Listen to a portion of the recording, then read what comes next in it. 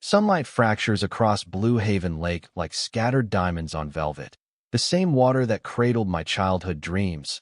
The same dock where Grandpa Samuel taught me to tie a clinch knot with fingers trembling from warm memories. And now it's a stage for Victoria Langford, HOA Empress in pressed linen, popping $200 bottles of Prosecco for strangers who paid $500 a night to sip, where my grandfather wept over fallen comrades, laughed at my first fish, found silence after the screaming of 44, while I, Ryan Carter, weekend electrician with grease under my nails and vengeance in my veins, stand hidden in the tree-line, phone recording every illegal toast, every forged permit fluttering in the breeze, every dollar sliding into her offshore account, stacking federal felonies like cordwood, one fraudulent gazebo, one stolen sunset, one lie at a time. For 6 soul-crushing months, I watched this woman hijack Whispering Pines Ranch, my 200-acre inheritance, my sanctuary, my bloodline, turning ancient oaks and spring-fed clarity into her personal resort empire, all while believing she'd targeted a soft mark, a blue-collar guy too busy rewiring outlets to notice his legacy being auctioned off in glamping packages. What Victoria never grasped, never even sniffed, was that every dock plank she bolted, every guest she fleeced, every fake signature on city forms was another brick in the prison cell I was quietly designing. Drop a comment below.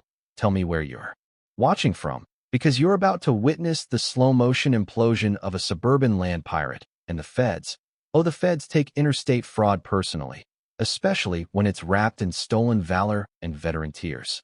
Let me take you back 3 years, when the call came at 2:17 a.m., hospital voice flat, Grandpa Samuel gone at 92, heart finally surrendering after carrying shrapnel from Normandy for 78 years. I drove through the night, headlights carving tunnels in the dark, arrived at Whispering Pines Ranch just as dawn bled pink across the Rockies. The cabin still smelled of pine soap and pipe tobacco, his flannel shirts hanging like ghosts in the closet. The will simple, everything to me. No contest, no cousins, just a post-it on the fridge. Keep the lake clean, keep the stories alive. I was 35, divorced, childless, drowning in city rent, and suddenly owner of 200 acres of freedom, 40 of them liquid sapphire, Blue Haven Lake, fed by springs so pure you could drink straight from the ripples, ringed by oaks older than the Constitution. Grandpa Samuel refused to cut a single one.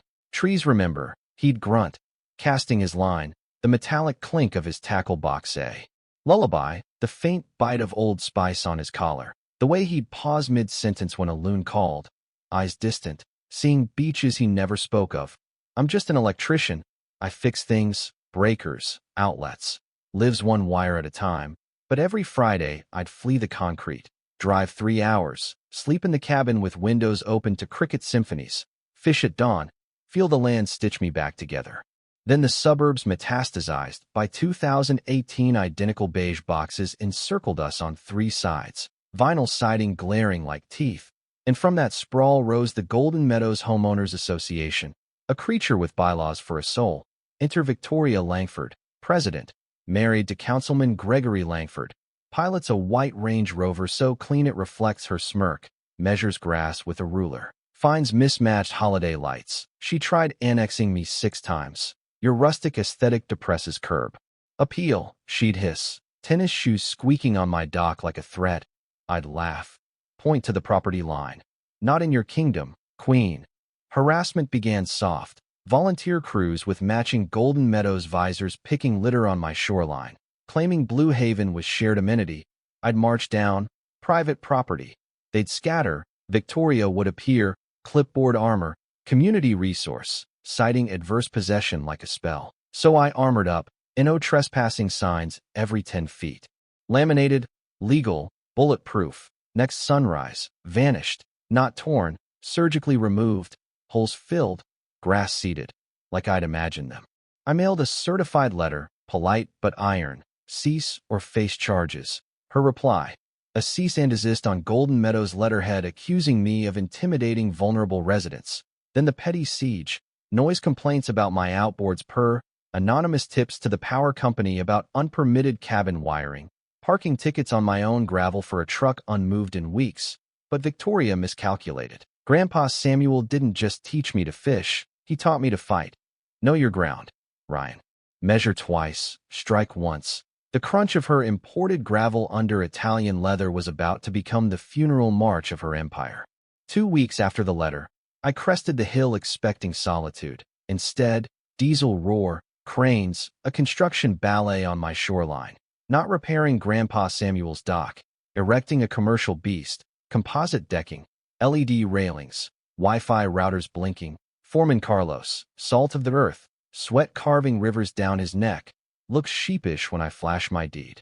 Lady in the Range Rover said this was Golden Meadows Rec Project, handed us permits.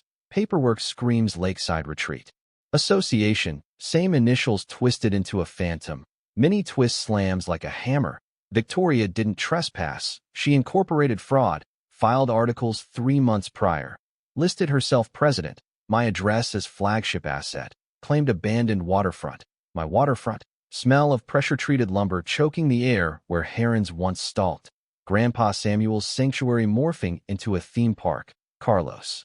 I say, voice calm, phone out with tax maps. You're building on stolen history. His face collapses, city planning rubber stamped without a glance. Why would they? Paperwork pristine, surveyor seals, environmental reports, all forged with the precision of a con artist. Victoria arrives, jeans starched, boots untouched by mud. You're delaying permitted progress. I thrust my deed. Private land. You're trespassing. She threatens lawsuits for contractor interference, turns to Carlos. Is there a manager I can speak to? Carlos chuckles. Ma'am, he owns the lake. I call corporate, fax docs. Work freezes in 45 minutes. But Victoria sues for malicious disruption, so I channel Grandpa Samuel. Get surgical, file city complaints demanding forensic permit audit, install military-grade cameras, solar-powered, motion-triggered, for K. If she wants war, I'll document in high definition. Researching Lakeside Retreat Association, $99 online, Victoria's digital fingerprint everywhere, knowledge nugget. Adverse possession needs 10 to 20 years of open, notorious occupation, not a weekend and a printer. Check public records before swallowing neighbor fairy tales. Carlos slips me his card. Legit work. Call me. Victoria's Range Rover idles 90 minutes. Frantic calls. My cameras catch every wild gesture, every hiss threat. For the first time since the signs vanished, control floods my chest like lake water after drought. But halting one build only sharpened her hunger. 2 weeks later, driveway choked with landscapers, flatbeds unloading a gazebo fit for Versailles, stone fire pit, commercial prep kitchen, ambient lighting, irrigation veins snaking through soil. Grandpa Samuel turned with his own hands. Signs scream Golden Shores Resort and Spa, exclusive lakefront, website live, 500 nightly glamping, 700 suites, 1,000 weekend retreats. I punched the URL on my phone. Bile rising. Victoria didn't just steal land. She monetized my marrow. Heritage tab hijacks my Instagram. Grandpa Samuel in dress blues. Purple heart gleaming. Captions about pioneer spirit. Hand-hewn legacy. She's peddling his D-Day scars for premium add-ons. Smell of imported mulch and ambition choking the breeze. Crews install misting systems like it's Dubai. I call Elena Vasquez, property law gladiator. Ryan. She says, voice razor wire. This is organized fraud with federal teeth, IP theft, unlicensed commerce, consumer scam, defamation in the making. Counterpunch multi-vector, contact every reservation. Cancel immediately, illegal operation. Most refund furious at Victoria, one couple out 500 for anniversary. I file criminal complaint for stealing Grandpa Samuel's medals online. Federal offense when veteran honors are commodified. Local PD shrugs, civil. Desk Sergeant golfs with Councilman Gregory. Elena warns litigation is a marathon, costs tens of thousands. But Victoria's arrogance is a gift that keeps giving. Every day she operates. More rope. That night, on the splintered dock, generator growl drowning crickets. Legal papers crisp in my grip. Then Victoria slanders me unstable, armed, dangerous. Neighbors parrot her warnings at mailbox. ES, knowledge nugget. Defamation needs proof of lies damaging reputation. Document every whisper. She just handed me a slander shotgun loaded with her own words. 3 weeks in, actual guests, Teslas and Land Rovers choking my drive. Strangers on white tablecloths. catered brunches, Victoria touring in linen. Here our founder's grandfather forged legacy. Server offers artisanal cheese. Guests eye me like the help. Private event. Yoga pants diva snaps. I flash deed. My private property. Over here Victoria upsell war stories for extra $2,000. Fishing rights $150. She's auctioning Grandpa Samuel's soul by the hour. One couple paid $3,000. Corporate retreat. Profits funding Gregory's mayoral run. Not just theft. Political laundering. I approach polite. Folks, trespassing on fraud. Show medals photos she stole. Guests pivot from confused to livid. I offer legit rates. Victoria dials 911. Claims harassment. Officer Delgado. Fair cop. Reviews docs. Orders guests pack. No commerce without consent. Victoria files restraining order. Denied but drags me to court for weeks. Hires renegade teen to block the hostile landowner. Kid. Apologizes, asks fishing tips. Local news spins property dispute. Victoria victimhood Oscar-worthy. Female entrepreneur bullied by angry man. Every interview more evidence. I record all. Diesel sunrise wake-ups. Sunscreen stench. Breakthrough knocks. Mrs. Hargrove. Retired IRS auditor neighbor. Manila folder trembling. Victoria's bankrupt. $200,000 back taxes. Foreclosing office. Renters not owners. Siphoning $50 monthly from 47 homes into personal accounts. Resort her lifeline. Elena grins. Desperation breeds sloppiness. Obscure law. Triple damages for commercial trespass. 3 times profits plus fees. State AG investigating resort scams. My evidence the domino. Emotional flip. Months defensive. Now offensive. Grandpa Samuel's cabin. Metals glinting. Wars about knowing enemy weakness. Victoria needs my lake to breathe. She'll escalate. I'll wait. Dream team assembles. Elena. Marcus Reed tax ninja. Detective Lila Chin PI with feds. Forensic Audrey Kim. Mrs. Hargrove IRS legend. Phases. Document blitz. Agency swarm. Lease pendants freezes her rental. Public trap at grand opening. Surveillance birdhouse cams. Spreadsheet every dollar. Legal recordings. Grandpa Samuel's letters armor my resolve. Victoria sabotages. Sugar in boat tank. Lila's infrared catches Gregory fumbling at 2 a.m.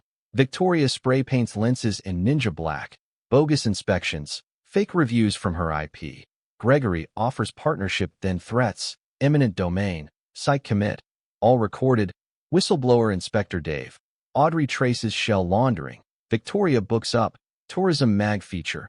$50,000 grant on lies. Every boast evidence. Media backfire brewing. Psych warrant close. But Agent Torres slams federal door. Interstate laundering. FBI in. Twist that nearly broke me. Victoria files mental health warrant. Compiles edited clips. Neighbor statements. I'm one judge's signature from a 72-hour hold. But Elena counters with full surveillance.